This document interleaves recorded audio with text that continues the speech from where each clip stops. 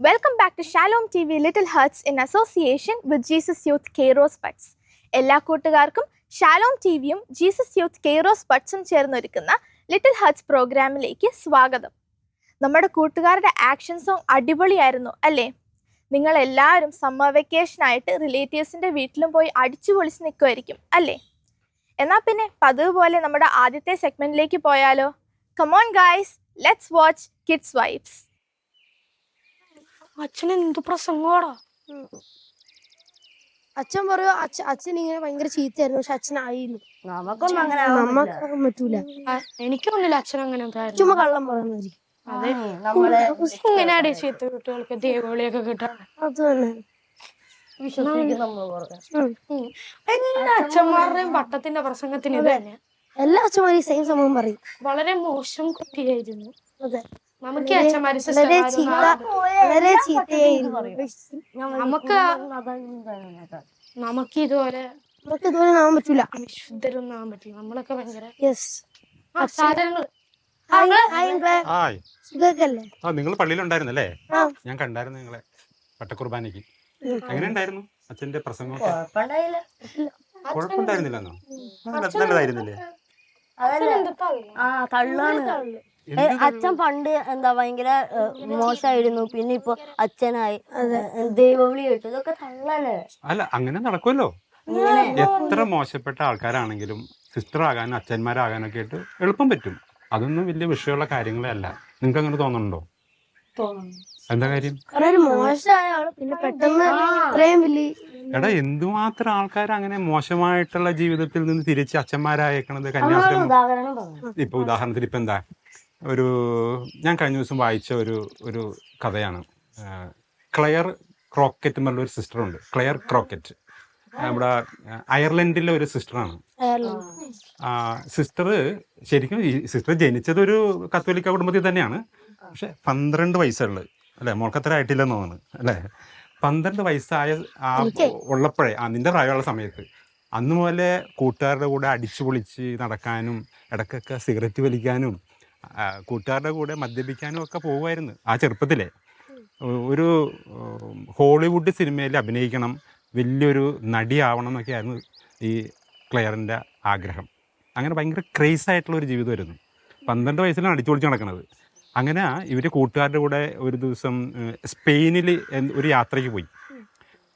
ഭയങ്കര അടിച്ചു പൊളിച്ച് ഫ്രീക്കായിട്ട് നടക്കുന്ന ടീമായിരുന്നു അവരെല്ലാവരും തന്നെ. അങ്ങനെ കൂട്ടുകാരുടെ കൂടെ സ്പെയിനിൽ ചെന്നിട്ട് അവിടെ പാർട്ടികളിലൊക്കെ പങ്കെടുത്ത് ബീച്ചിലൊക്കെ സൺ ബാത്തിങ് ഒക്കെ നടത്തി കുടിച്ച് കൂത്താടി നടക്കുന്ന ഒരു സമയം. ആ സമയത്ത് ഈസ്റ്ററിൻ്റെ സമയം കൂടിയായിരുന്നു, വലിയ നോമ്പിൻ്റെ സമയം കൂടിയായിരുന്നു. നമ്മൾ വലിയ നോമ്പ് അറിയാമല്ലോ, നമ്മളെ നോമ്പൊക്കെ എടുക്കുന്ന സമയം കൂടിയായിരുന്നു. അപ്പോൾ ഈ ബീച്ചിൽ ഇങ്ങനെ കളിച്ച് നടക്കുന്ന സമയത്ത് കൂട്ടുകാരൻ ഒരാൾ ഈ ക്ലെയറിനോട് ചോദിച്ചു, ഇന്ന് ദുഃഖ വെള്ളിയാഴ്ചയല്ലേ, നമുക്കൊന്ന് പള്ളി പോയാലോ എന്ന് ചോദിച്ചു. മനസ്സില്ലാ മനസ്സോടെ ആണെങ്കിലും ഈ പുള്ളിക്കാരത്തി സമ്മതിച്ചു. അന്ന് പള്ളിയിൽ ചെന്നു. ദുഃഖ വെള്ളിയാഴ്ചയിൽ കുരിശാരാധന ഉണ്ടല്ലോ. കുരിശാരാധന കഴിഞ്ഞ് കുരിശിനെ ചുംബിക്കുന്ന ഒരു സമയമുണ്ട്. കുരിശിനെ ചുംബിച്ച് തിരിച്ചു വരുന്ന സമയത്ത് വലിയൊരു സ്വരം ക്ലെയറിൻ്റെ കാതുകളിൽ കേട്ടു. നീ എന്നെ ഇപ്പോഴും പീഡിപ്പിച്ചുകൊണ്ടിരിക്കുകയാണല്ലേ, എൻ്റെ ശിരസിൽ ഇപ്പോഴും മുള്ളാണികൾ പിന്നെയും പിന്നെ നീ തറച്ചുകൊണ്ടിരിക്കുകയാണല്ലേ എന്നുള്ളൊരു ചോദ്യം കേട്ട്. ഇത് ശ്രദ്ധിച്ചപ്പോഴത്തേക്കും ആദ്യം ഒരു ഞെട്ടലുണ്ടായെങ്കിലും ഈശോയാണ് സംസാരിക്കുന്നതെന്ന് പുള്ളിക്കാരത്തേക്ക് മനസ്സിലായി. അപ്പം തന്നെ തീരുമാനമെടുത്തു, ഇനി ഞാൻ ഇങ്ങനെ പോയിട്ട് കാര്യമില്ല, ഇനി എൻ്റെ ജീവിതം ഈശോയ്ക്ക് വേണ്ടിയിട്ടാണ്, ഈശോ തന്നെയാണ് എന്നോട് സംസാരിച്ചത്. പക്ഷേ അങ്ങനെയൊക്കെ ആഗ്രഹം ഉണ്ടായിട്ടെങ്കിലും നടക്കുമോ? നിങ്ങൾ നേരത്തെ പറഞ്ഞ പോലെ പുള്ളിക്കാരത്തേക്കും തോന്നി, ക്ലെയർ ക്രോക്കറ്റിനും തോന്നി, എനിക്ക് നടക്കാൻ സാധ്യതയില്ല ഇങ്ങനെയൊന്നും ആഗ്രഹം ഉണ്ടെങ്കിലും. കാരണം അങ്ങനത്തെ കൂട്ടുകെട്ടും മോശപ്പെട്ട ജീവിതമൊക്കെ ആയിരുന്നു. പക്ഷേ ആഗ്രഹം ഉള്ളിലുണ്ടായിരുന്നു. അങ്ങനെ കുറേ നാൾ കഴിഞ്ഞ് ഒരു ദിവസം ഒരു പാർട്ടിയിൽ പങ്കെടുത്തുകൊണ്ടിരിക്കുമ്പോഴത്തേക്കും വീണ്ടും കേട്ടി ഇതേപോലെ സ്വരം, നീ വീണ്ടും വീണ്ടും എന്നെ ആണി അടിച്ചുകൊണ്ടിരിക്കുകയാണല്ലേ, എന്നെ ഉപദ്രവിച്ചുകൊണ്ടിരിക്കുകയാണല്ലേ എന്ന് പറഞ്ഞിട്ട് പിന്നെ സ്വരം കേട്ട്. അപ്പം സിസ്റ്റർ ഉറപ്പിച്ചു, ഈ ക്ലെയർ ക്രോക്കറ്റ് എന്തെന്ന്, ഇത് ഈശോ തന്നെയാണ്, ഇനി എൻ്റെ ജീവിതം ഈശോയ്ക്ക് വേണ്ടിയിട്ടാണ്, എന്നെ പല പ്രാവശ്യം പുറകെ നടന്ന് ഇങ്ങനെ ഓർമ്മപ്പെടുത്തുന്ന ഈശോ, ആ ഈശോയ്ക്ക് വേണ്ടിയിട്ട് ഞാൻ ഇനി ജീവിക്കുമെന്ന് ഉറച്ചൊരു തീരുമാനം എടുത്തു. അങ്ങനെ 18ാമത്തെ വയസ്സിൽ മഠത്തിൽ ചേർന്ന് ഒരു സിസ്റ്ററായി. ഈ സിസ്റ്റർ ആയതിനു ശേഷം കൂട്ടുകാരോട് ഇടയ്ക്കിടയ്ക്ക് ഇങ്ങനെ പറയുമായിരുന്നു, ഞാനും ഈശോയെ പോലെ മരിക്കും, 33-ാമത്തെ വയസ്സിൽ ഞാനും ഈശോയെ പോലെ മരിക്കും. പാട്ടുകാരത്തേക്ക് ആയിരുന്നല്ലോ. അപ്പോൾ ഐ ബിഫോർ പാരഡൈസ് എന്ന് പറഞ്ഞിട്ടൊരു ഒരു ആൽബമൊക്കെ ഉണ്ടായിരുന്നു സിസ്റ്റർ പാടുന്നത്. അത് ഭയങ്കര പോപ്പുലറാണത്, ഐ ബിഫോർ പാരഡൈസ്. അങ്ങനെ പിന്നെ മറ്റ് രാജ്യങ്ങളിൽ പല സ്ഥലത്തും കറങ്ങി നടന്ന് ഈശോയെ പറ്റി പറയാനും ഈശോയ്ക്ക് വേണ്ടി പാടാനും ഒത്തിരി സുവിശേഷ പ്രവർത്തനങ്ങൾ നടത്തി മുന്നോട്ട് ജീവിച്ചു പോന്നു. അങ്ങനെ കുറേ വർഷങ്ങൾ കഴിഞ്ഞപ്പോഴത്തേക്കും ഇക്കഡോർ എന്ന് പറയുന്ന ഒരു സ്ഥലത്ത് വെച്ച് വർഷങ്ങൾക്ക് ശേഷം അവിടെ ഒരു ഭൂകമ്പം ഉണ്ടായി. ആ ഭൂകമ്പത്തിൽ വെച്ച് ക്ലെയർ ക്രോക്കറ്റ് മരിക്കണേണ്. അന്ന് ആ സിസ്റ്ററിന് 33 വയസ്സ്, കറക്റ്റ് ആ വയസ്സ്. ഐ ബിഫോർ പാരഡൈസ് എന്നുള്ള പാട്ട് പഠിപ്പിച്ചുകൊണ്ടിരിക്കുന്ന സമയത്താണ് ഭൂകമ്പം ഉണ്ടായതും ആ ഭൂകമ്പത്തിൽ സിസ്റ്റർ മരിക്കുന്നതും 33-ാമത്തെ വയസ്സിൽ. കണ്ടോ, ധന്യ പദവിയിലാണ് ഇപ്പോൾ ആ സിസ്റ്റർ. കണ്ടോ, ഒന്ന് നോക്കിക്കേ, എങ്ങനെ നടന്ന ആ ഒരു പെൺകുട്ടിയായിരുന്നു. ധന്യ പദവിയിലെത്തി, കന്യാസ്ത്രീയായി, സമർപ്പണ ജീവിതം നയിച്ചു. അപ്പോൾ ഇപ്പോഴത്തെ കാലഘട്ടത്തിലെ മനുഷ്യർക്ക് നല്ലൊരു ഉദാഹരണം, നല്ലൊരു മോഡലും കൂടിയാണ് ഈ ക്ലെയർ ക്രോക്കറ്റ്. അപ്പം നമുക്ക് ആർക്കും പറ്റും, എങ്ങനെ മോശപ്പെട്ട ജീവിതമാണെങ്കിലും സിസ്റ്റർ ആകാനും കന്യാസ്ത്രീയോ അച്ഛനോ ഒക്കെ ആകാനും പുരോഹിതനോ ഒക്കെ ആകാനായിട്ട് നമുക്ക് പറ്റും. പാസ്റ്റ് ലൈഫ് എന്താണെങ്കിലും ഒരു കുഴപ്പമില്ല. ആഗ്രഹമുണ്ടോ, ഈശോ വിളിച്ചിട്ടുണ്ടെന്ന് മനസ്സിലായാൽ പിന്നെ വിട്ടുകൊടുത്തേക്കുക, ബാക്കിയെല്ലാം ഈശോ ചെയ്തോളും. ആർക്ക് വേണമെങ്കിലും പൗരോഹിത്യത്തിലേക്കും സമർപ്പണ ജീവിതത്തിലേക്കും കടന്നു വരാൻ പറ്റും, എത്ര മോശപ്പെട്ട ജീവിതമാണെങ്കിലും. വേറെ എത്രയോ വിശുദ്ധന്മാരെ നമ്മൾ പഠിച്ചിട്ടുണ്ട് അല്ലേ, അസീസി, പിന്നെ സെയിൻറ്റ് അഗസ്റ്റിൻ, ധാരാളം പേരുണ്ട്. നീ ഇപ്പോൾ ഒരു ഉദാഹരണം ചോദിച്ചുകൊണ്ടാണ് ഞാൻ ക്ലെയർ ക്രോക്കറ്റിൻ്റെ കാര്യം പറഞ്ഞത്. മനസ്സിലായില്ലേ? അപ്പം അതിൻ്റെ ടെൻഷനൊന്നും വേണ്ട. അച്ഛന്മാർ പറയണത് സത്യം തന്നെയാണ്, പ്രസംഗത്തിലൊക്കെ പറയണത്. നല്ല അടിപൊളിയായിട്ട് നമുക്ക് പൗരോഹിത്യ ജീവിതത്തിലും സമർപ്പണ ജീവിതത്തിലും ജീവിക്കാൻ പറ്റും. കൺഫ്യൂഷനൊന്നും വേണ്ട. ആഗ്രഹം ഉണ്ടെങ്കിൽ അപ്പം തന്നെ ഉടനെ വീട്ടിൽ പറയുക, നന്നായിട്ട് പ്രാർത്ഥിച്ചോ.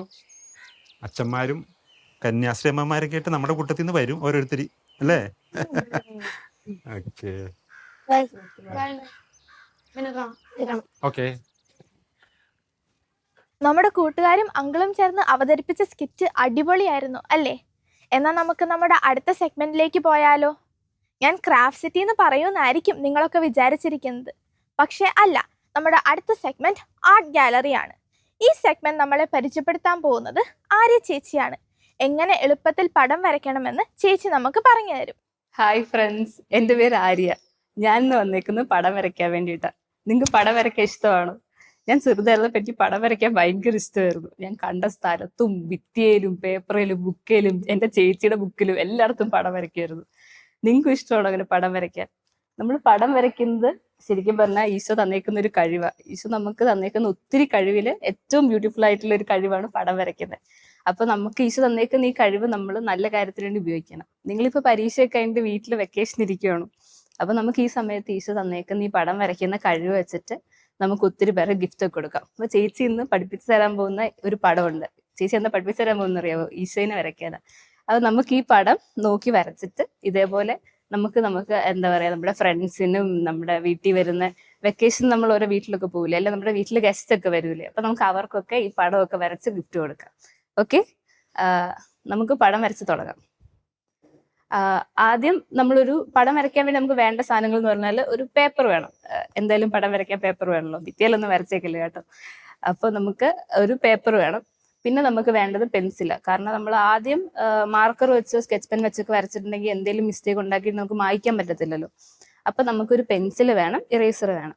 ഓക്കെ, എന്നിട്ട് നമുക്ക് വേണ്ട എന്താ വെച്ചാൽ മാർക്കർ വേണം, അല്ലെങ്കിൽ ഒരു സ്കെച്ച് പെൻ വേണം. പിന്നെ നമുക്ക് കളർ അടിക്കാൻ വേണ്ടിയിട്ട് നിങ്ങൾക്ക് ഇഷ്ടമുള്ള സാധനങ്ങൾ, ക്രയോൺസ് ആവാം, കളർ പെൻസിൽ ആവാം, സ്കെച്ച് പെൻ ആവാം. നിങ്ങൾക്ക് എന്താണോ കളർ അടിക്കാൻ ഇഷ്ടമുള്ളത്, നിങ്ങളുടെ കയ്യിൽ എന്താണോ ഉള്ളത് അത് ഉപയോഗിക്കാം. ഓക്കെ, നമുക്ക് പടം വരച്ച് തുടങ്ങാം.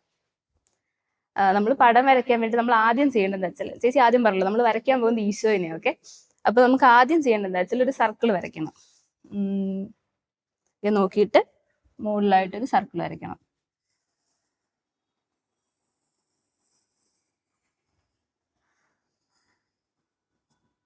ഓക്കെ, നിങ്ങൾ സർക്കിൾ വരയ്ക്കുമ്പോൾ എന്തെങ്കിലുമൊക്കെ പ്രശ്നം ഉണ്ടാവും. ചേച്ചി വരച്ചേക്കുന്ന സർക്കിളും കാണാൻ വലിയ ഭംഗിയൊന്നും ഉണ്ടാവില്ല, പക്ഷെ സാരമില്ല. നമുക്ക് ഈശോ തന്നേക്കുന്ന കഴിവ് വെച്ച് നമുക്ക് പറ്റുന്ന പോലെ ഒരു സർക്കിൾ വരയ്ക്കാം. എന്തെങ്കിലും മിസ്റ്റേക്ക് ഉണ്ടാക്കിയിട്ട് മായ്ച്ചിട്ട് ഒന്നുകൂടെ വരച്ചാൽ മതി. ഓക്കെ, ഇങ്ങനെ ഒരു സർക്കിൾ വരയ്ക്കാം. അടുത്ത് നമ്മൾ വരയ്ക്കേണ്ടത് ഈശോയുടെ കണ്ണ്. അപ്പൊ കണ്ണ് വരയ്ക്കാൻ വേണ്ടി നമ്മൾ വേറെ കുഞ്ഞു സർക്കിൾ വരയ്ക്കണം. 2 കണ്ണല്ലേ, അപ്പൊ 2 കുഞ്ഞു സർക്കിൾ വരയ്ക്കണം. ഓക്കെ,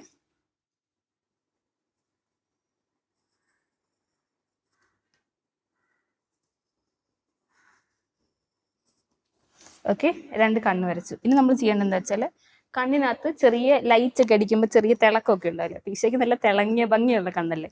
അപ്പൊ നമുക്ക് ആ തിളക്കത്തിന്റെ വരയ്ക്കാവേ, ഞാൻ കാണിച്ചു തരാം. അത് നമ്മൾ ഈ സൈഡിൽ ഒരു കുഞ്ഞ്, നിങ്ങൾക്ക് സി വരയ്ക്കാൻ അറിയാവോ? സി വരയ്ക്കുന്ന പോലെ ഒരു കുഞ്ഞ് ഇങ്ങനെ വരയ്ക്കണം. ഓക്കെ, ഇപ്പുറത്തെ കണ്ണിലും അങ്ങനെ വരയ്ക്കണം. പിന്നെ താഴെയായിട്ട് ഇങ്ങനൊരു സി വരയ്ക്കണം. ഇപ്പുറത്തും ഇങ്ങനൊരു സി വരയ്ക്കണം. ഓക്കെ, ഇനി നമുക്ക് വരയ്ക്കേണ്ടത് ഈശോയുടെ മൂക്ക. ഈശോയുടെ മൂക്ക് വരയ്ക്കാൻ വേണ്ടിയിട്ട് നമുക്ക് വേറൊരു കുഞ്ഞ് സി ഇവിടെ വരയ്ക്കണം. ഓക്കെ, മൂക്കായില്ലേ? ഇപ്പൊ കണ്ടാൽ നിങ്ങൾക്കൊന്നും മനസ്സിലാവില്ല, പക്ഷെ കളർ അടിക്കുമ്പോൾ നിങ്ങൾക്ക് മനസ്സിലാവും. ഓക്കെ, അടുത്തത് ഈശോയുടെ ചുണ്ട് വരയ്ക്കണം. അപ്പൊ ഈശോ എപ്പോഴും ചിരിച്ചോണ്ടല്ലേ നിൽക്കുന്നത്, അത് നമുക്കൊരു ചെറിയ ചുണ്ട് വരയ്ക്കാം. ഓക്കെ ഓക്കെ നെക്സ്റ്റ് നമ്മൾ ഈശോയുടെ മീശയും താടിയും വരയ്ക്കണം. അതിന് വേണ്ടിയിട്ട് നമ്മളൊരു ഓവൽ ഷേപ്പ് വരയ്ക്കണം. ഓവൽ ഷേപ്പ് എന്താണെന്ന് നിങ്ങൾക്ക് അറിയാമോ? ഒരു സർക്കിൾ, ഇങ്ങനെ നീണ്ട സർക്കിൾ പോലെ ഇരിക്കും. ഓക്കെ,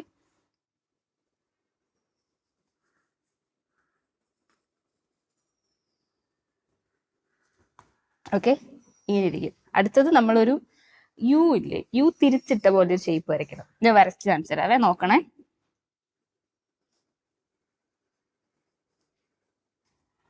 ഓക്കെ, ഇങ്ങനെ വരയ്ക്കണം. പിന്നെ നമ്മൾ ഈ സൈഡിലേക്കും ഈ സൈഡിലേക്കും ഈ ലൈനിന്റെ അറ്റം കൊണ്ടുപോയിട്ട് ഇങ്ങനെ മുട്ടിക്കണം. എന്ന് വെച്ചാൽ നമ്മളൊരു വളഞ്ഞൊരു വര വരയ്ക്കണം. ഓക്കെ, ഒരു ചെറിയ യു ഷേപ്പിൽ ഇങ്ങനെ വളഞ്ഞൊരു വര ഇങ്ങോട്ട് വരയ്ക്കണം. അടുത്തത് ഇപ്പുറത്തേക്ക് അതേപോലെ വരയ്ക്കണം. ഇപ്പൊ ഈശോയുടെ താടിയായി. ഓക്കെ, ഇനി നമ്മൾ ഈശോയുടെ മുടി വരയ്ക്കാൻ പോവാം. മുടി വരയ്ക്കാൻ വേണ്ടിയിട്ട് നമ്മൾ ആദ്യം മുകളിൽ ഇങ്ങനെ ഈശോയ്ക്ക് ഇവിടെ ഇങ്ങനെ മുടി ഉണ്ടാവില്ലേ, ആ മുടി വരയ്ക്കാൻ പോകുന്നത്. അപ്പൊ നമ്മൾ ഇങ്ങനെ വരയ്ക്കണം ഈ സൈഡിൽ. അപ്പുറത്തും ഇതേപോലെ ഒരു യു പോലെ ഇങ്ങനെ വരയ്ക്കണം. ഓക്കെ, ഇനി നമ്മൾ എന്താ ചെയ്യേണ്ടത്? ഇനി ഒരു യു തിരിച്ചിട്ട പോലത്തെ ഷേപ്പിൽ ഇങ്ങനെ ഒരു ഷേപ്പ് വരയ്ക്കണം. ഓക്കെ, ഞാൻ കാണിച്ചു തരാവേ. ഈശോയുടെ മുകളിലെ മുടി ഇങ്ങനെ കിടക്കുന്ന മുടിയാ. ഓക്കെ, നമ്മൾ ആദ്യം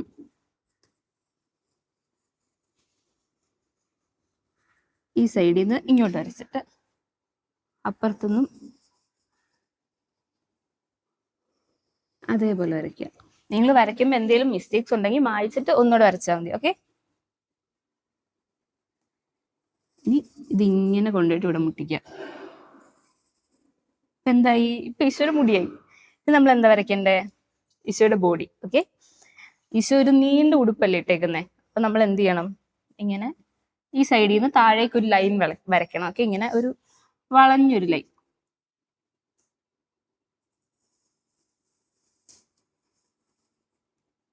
ഓക്കെ, ഇനി അപ്പുറത്തുനിന്നും അതേപോലെ ഒരു ലൈൻ വരയ്ക്കണം. ഓക്കെ,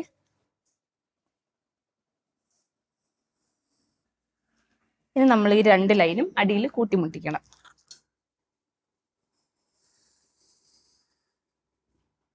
ഇനി ഈശോയുടെ കൈ വരയ്ക്കണം. ഓക്കെ, ഈശോയ്ക്ക് ഉടുപ്പിന് ഇങ്ങനെ നീണ്ട കൈ ചേച്ചി വരയ്ക്കുന്ന ഈശോ ഉടുപ്പിന്റെ കൈ.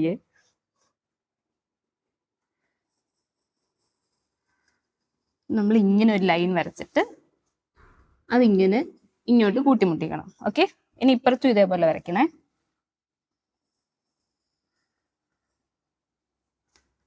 എന്നിട്ട് അതും കൂട്ടിമുട്ടിച്ചു. ഓക്കെ, ഇനി ഈശോയുടെ ഉടുപ്പിന്റെ കൈയായി. ഇനി ഈശോയുടെ കൈയും കാലും വരയ്ക്കണം.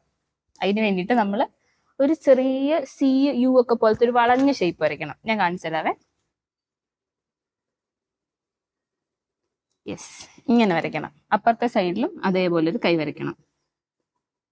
ഇനി ഈശോയുടെ കാല് വരയ്ക്കണം. കാല് വരയ്ക്കാൻ വേണ്ടിയിട്ട് ഇതേപോലെ ഒരു യു പോലത്തെ ഷേപ്പിൽ വരയ്ക്കണം.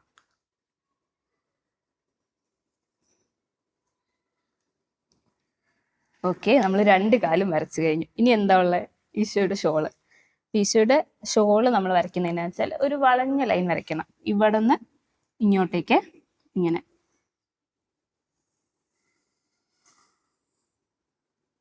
ഓക്കെ, ഇനി അതേപോലെ ഒരു ലൈനും കൂടെ വരയ്ക്കണം. ഇവിടുന്ന് കുറച്ചും കൂടെ താഴെ ഇങ്ങോട്ടേക്കായിട്ട് മുകളിൽ നിന്ന് തുടങ്ങിയിട്ട് ഇങ്ങോട്ടേക്ക് വരയ്ക്കണം.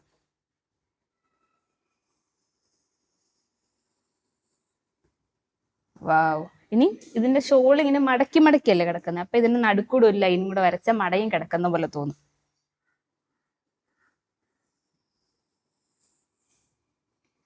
ഓക്കെ, ഇനി ഈശോയുടെ കയ്യിലും കാലിലും ഈശോ കുരിശി മരിച്ചപ്പം മുറിവുണ്ടായിട്ടുണ്ട്. ഈശോയിൽ ആണി അടിച്ചപ്പം കയ്യിലും കാലിലും ഇങ്ങനെ മുറിവുണ്ടായിട്ടുണ്ട്. നിങ്ങൾ കണ്ടിട്ടുണ്ടോ?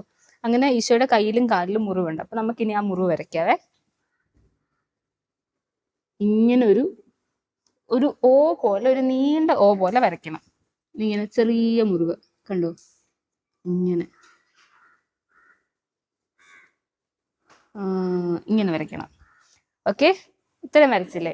ഇനി നമ്മൾ ഇതിന്റെ മുകളിൽ കൂടെ ബ്ലാക്ക് കളർ സ്കെച്ച് പെൻ അല്ലെങ്കിൽ മാർക്കർ വെച്ചിട്ട് വരയ്ക്കാൻ പോവാം. ഓക്കെ, നിങ്ങളുടെ കയ്യിൽ ബ്ലാക്ക് കളർ സ്കെച്ച് പെൻ ഉണ്ടോ?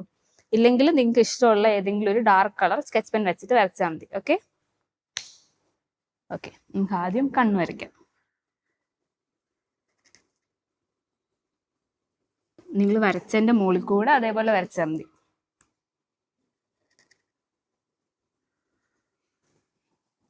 കണ്ണിനകത്ത് ബ്ലാക്ക് കളർ അല്ലേ, അപ്പൊ നമുക്ക് ആ ബ്ലാക്ക് കളർ ഇപ്പൊ തന്നെ ഈ മാർക്കർ വെച്ച് തന്നെ അടിക്കാം. ഓക്കെ,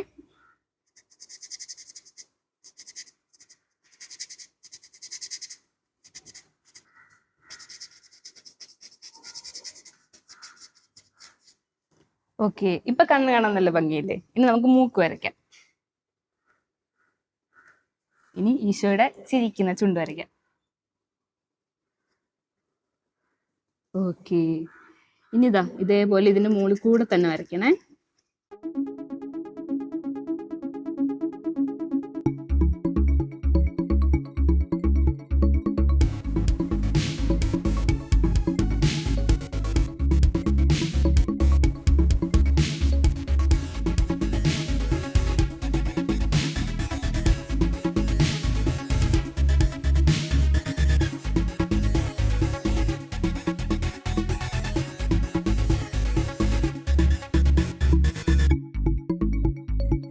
ഓക്കെ, നമ്മൾ വരച്ചു കഴിഞ്ഞല്ലേ? ഇനി നമുക്ക് കളർ കൊടുക്കാം. ഇപ്പൊ ഈശോയുടെ മുടിക്കും താടിക്കും ചേച്ചി ബ്ലാക്ക് കളറാണ് കൊടുക്കാൻ പോകുന്നത്. കാരണം എൻ്റെ മുടിയുടെ കളർ ബ്ലാക്കാണ്. അന്നേരം ഈശോയ്ക്ക് ഞാൻ ബ്ലാക്ക് കൊടുക്കാൻ പോവാം.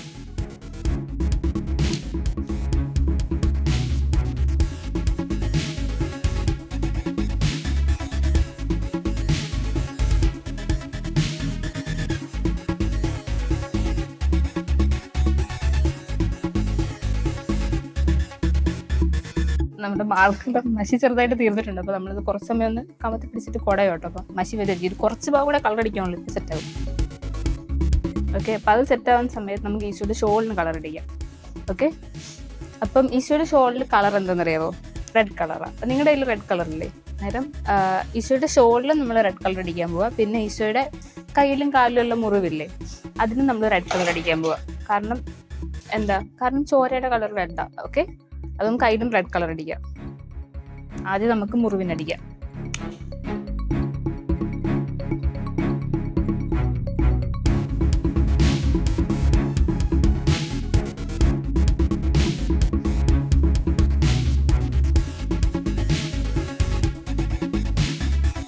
ഓക്കെ, നമ്മൾ ഷോളിന് കളർ അടിച്ചു കഴിഞ്ഞു. ഇനിയിപ്പം ഈശോയുടെ താടിയുടെ ഒരു കുറച്ച് ഭാഗം കൂടെ ബാക്കിയുള്ളൂ. അപ്പൊ നമുക്ക് വേഗം കളർ അടിച്ചു വെക്കാം. ഓക്കെ,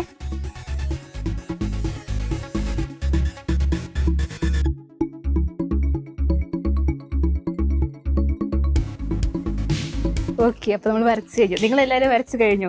നിങ്ങൾക്ക് ഇഷ്ടപ്പെട്ടോ ഈശോനെ? കാണാൻ നല്ല ഭംഗിയില്ലേ? അപ്പം നിങ്ങളെല്ലാവരും ഈശോനെ വരച്ച് നോക്കണം.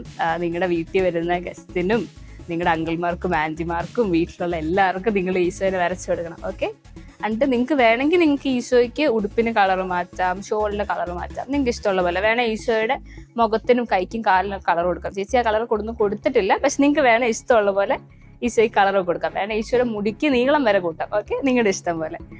അപ്പം എല്ലാവർക്കും ഇഷ്ടപ്പെട്ടെന്ന് വിചാരിക്കുന്നു. നമുക്കിനി അടുത്ത ആഴ്ച കാണാം. ബൈ.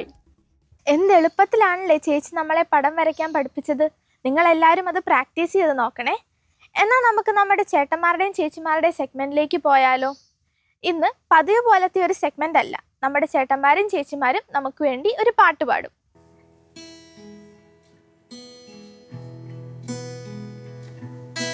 സ്തുതികളാലേ നിന്റെ നാമം പാടുമേ, എന്നധരമെന്നും നിന്നെ മാത്രം പുകഴ്ത്തുമേ.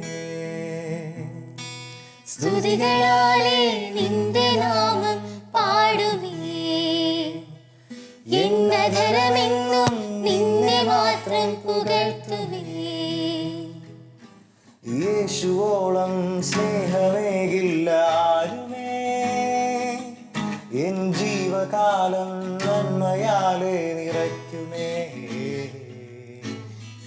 കൃപകളാലേ എന്നെ ഞാനാക്കി മാറ്റുമേ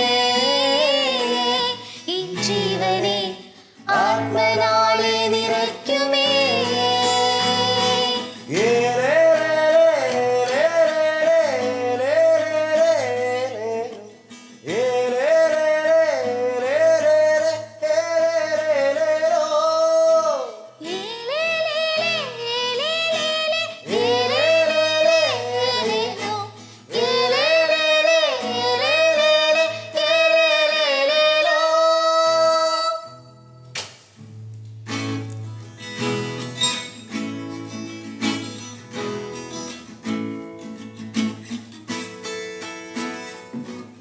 പ്രഭാതവും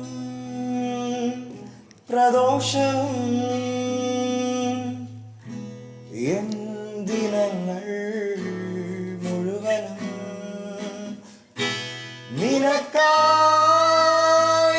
നിനക്കായിടാൻ നിന്റേതായി മാറിടാൻ യേശുവേ യേശുവേ നീ എൻ്റെ പ്രാണനാഥൻ നിന്നെ മാത്രം ഞാൻ സ്തുതിച്ചിടുമേ ഓഹോ നിന്നെ മാത്രം ഞാൻ പുകഴ്ത്തിയിടുമേ ഓഹോ നിന്നെ മാത്രം ഞാൻ സ്തുതിച്ചിടുമേ ഓഹോ നിന്നെ മാത്രം ഞാൻ പുകഴ്ത്തിയിടുമേ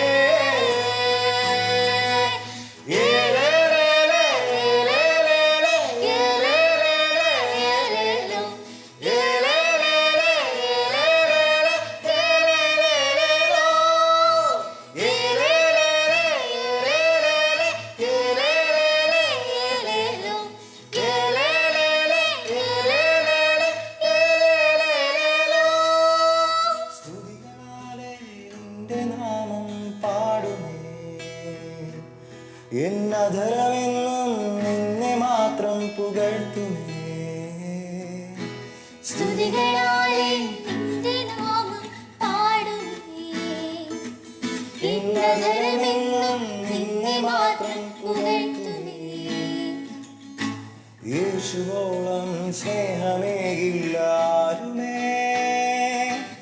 എൻ ജീവനെ അന്മയാലെ നിറയ്ക്കുമേ കൃപകളാലേ എന്നെ ഞാനാക്കി മാറ്റുമേ എൻ ജീവനെ ആത്മനാളെ നിറയ്ക്കുമേ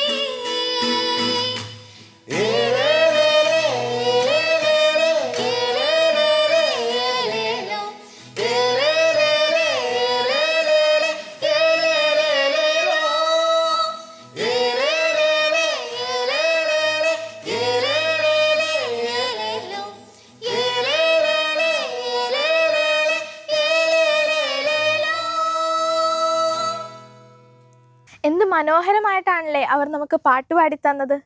നമ്മുടെ ഇന്നത്തെ എപ്പിസോഡ് വൈൻഡപ്പ് ചെയ്യാൻ ടൈമായി. അടുത്തയാഴ്ച വീണ്ടും അടിപൊളി എപ്പിസോഡുമായി കാണാം. അതുവരെ ബൈ ബൈ.